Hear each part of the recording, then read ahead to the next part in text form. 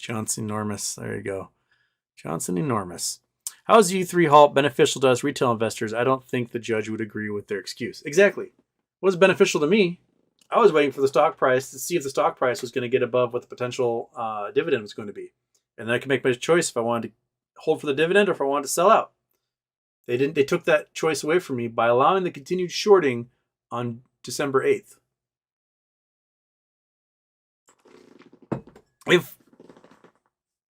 If they cared about retail investors, why did they allow them to continue to short on the last day of trading that they had? We know they were shorting. 9 million short shares were sold, and those 9 million short shares have not been closed. So there's at least 9 million counterfeit shares currently mixed in with everything that the next bridge is supposed to be going 1 for 1 with. That's it. What do you think will happen next after Rosa sends in her response?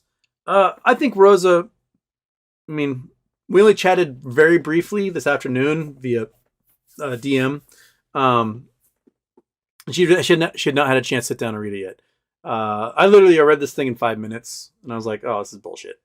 And she actually has an authentic legal brain, and she'll spot all the bullshit in here. And the big glaring red flag is that they are not addressing the fact that there are millions of short shares on this thing, and there should not be. And that by halting trading, those millions of short shares that people bought, not knowing they were buying short shares, thinking that they're holding legit thing, means they cannot get their 1 for 1. They can't get it. So the U3 did more harm than good. That's going to be her argument. Or at least I think it'll be her argument. I can't speak for her. But if I were her making that argument, that's basically what it would come down to. That because they didn't force the closure of these short shares, no one can get the 1 for 1 that was guaranteed to them by the S1 and the corporate action that was originally filed by FINRA in the daily list. So, yeah.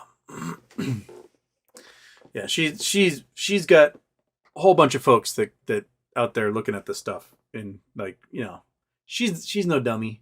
She's gonna read this thing and she knows exactly where their holes are. There are plenty of cases where FINRA messed up, got sued for messing up, not seeking monetary damages, but seeking an injunctive relief of some kind, and they lost. So FINRA is not immune from suits like this. So that's the standard bearer there. Okay, oh goodness, you guys are jumping in here. Slayer J1. Are short sellers FINRA naive enough to not think that some retail wouldn't fight back with the law? Going through the response is hair pulling. Yeah. They seem to think that they can just kind of use these like buzzwords of immunity, like, oh, they didn't show any injury, when not addressing the actual injury. The actual injury is that they did not force the closure of these positions, therefore the 1 for 1 that they promised can't happen. That's it. Like, I was promised the next bridge share, and I can't get one until you close all these short positions because I don't know if I own synthetics or not. Damage, done. Boom. Irreparable harm, done. Might not be the same as like getting a knife to the head, but it's still damage. Quantum Shore, actually have zero clue in the legal process. I guess Rosa files a response and the judge determines if the motion dismissed carries. Yeah, I mean, Rosa will have to file a response, or they'll have a hearing where both lawyers show up and they argue the merits in front of the judge. But the judge does like to have things written down so he can point to the actual wording and laws being cited. But you can go to any LexisNexis search and look for lawsuits where FINRA has been named as a counterparty and lost. And these lawsuits had nothing to do with monetary damages, but had to do with how FINRA used their role as a regulator and sort of misused their role as a regulator, and harm was caused to others. And so the relief in these cases were, hey, stop that. Or reverse that thing you did. And that was the relief. So they can face those lawsuits. BTW brand. I think Rose's harm is established, especially if they can offer a remedy for that harm. Exactly. If the remedy is trade, close these short positions, done. You promised us 2 more days of trading. We didn't get it. Now there's shorts everywhere. Close it.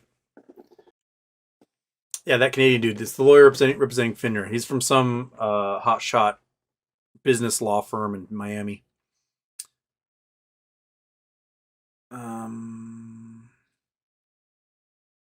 Shark Attack Houston needs to explain to the judge. He might be too old to understand. I mean, I've been explaining it to my 86-year-old father. He seems to understand it all pretty clearly. So, there's that. Hoping the judge will be upset how poorly it's written.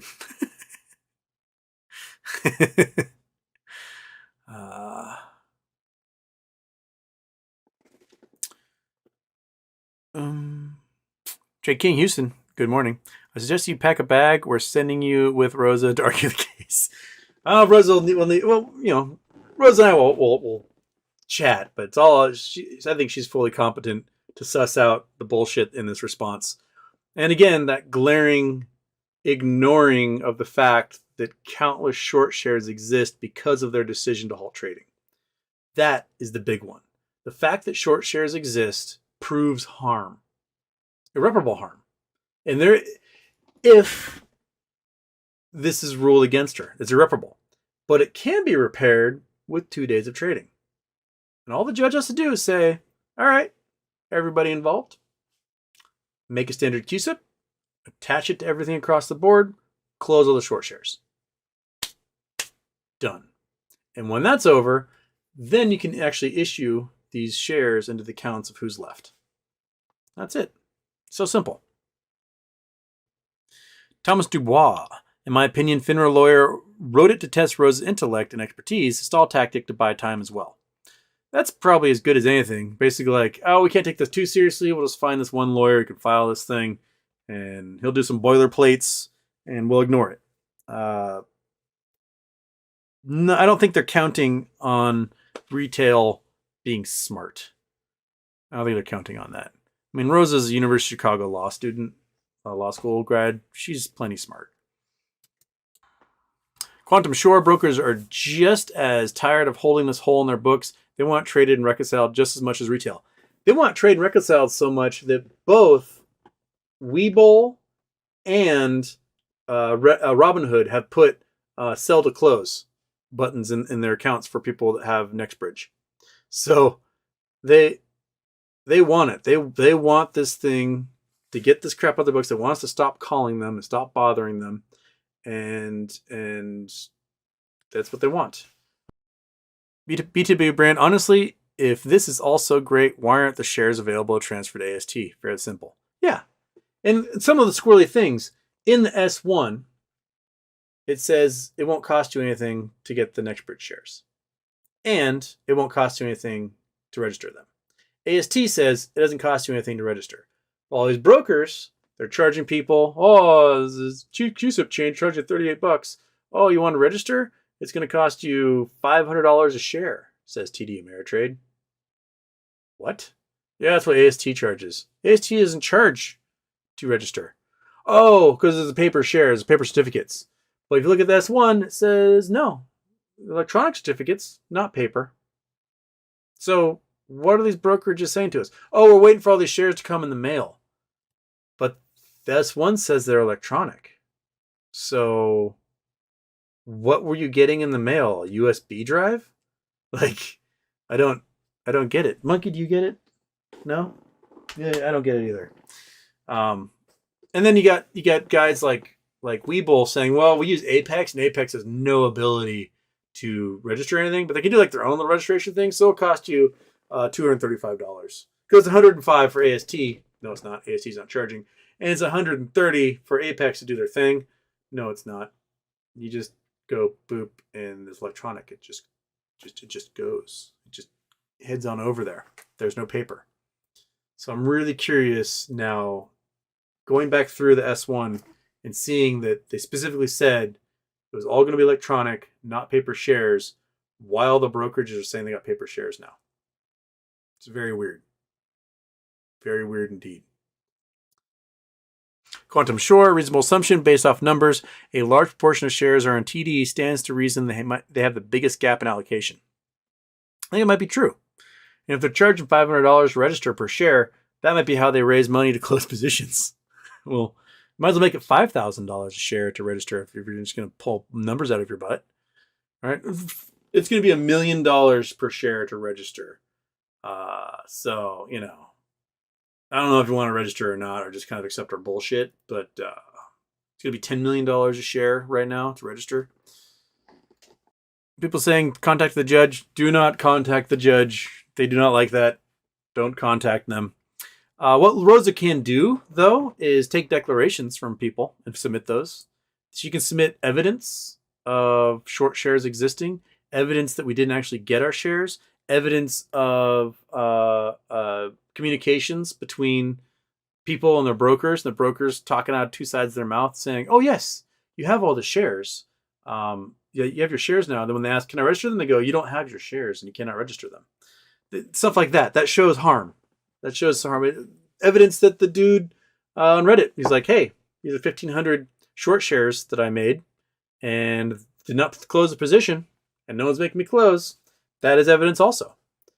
So, you know, there's lots of evidence she can present showing that the public at large was harmed by this, and I'm sure she'll ask people to submit declarations and do all sorts of things. Brett Montgomery, because with the self-reported data, which is corrupt and underreported, that would be enough to show that positions could be closed out, because I think it was around 29% on December 8th. Yeah, 29%.